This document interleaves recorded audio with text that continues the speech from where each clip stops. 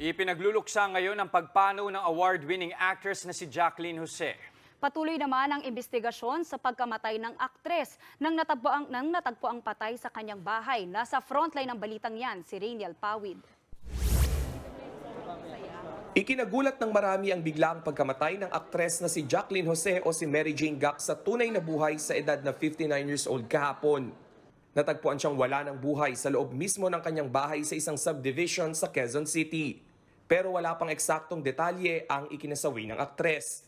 Sa inilabas na statement ng talent management na PPL Entertainment Incorporated, kinumpirma na rin nila ang nangyari at nangakong maglalabas ng detalye kapag pwede na. Nakiusap din sila sa publiko na irespeto ang hiling ng pamilya ni Jacqueline na bigyan sila ng privacy at mag-alay na lang ng dasal para sa kanya. Sa ngayon, ipinaubaya na ng Quezon City Police District sa Marikina Police ang investigasyon sa nangyari. Nakalagak na rin ang mga labi ng aktres sa isang memorial chapel sa Quezon City.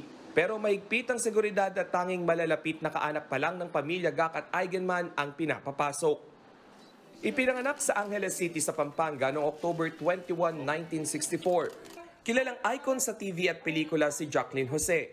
Magaling na aktres, mapadrama o sa komedya. At siya lang naman ang kauna-unahang Pinay na nagwagi ng Best Actress sa prestiyosong Cannes Film Festival sa France noong 2016. Dahil sa role niya sa pelikulang Maros.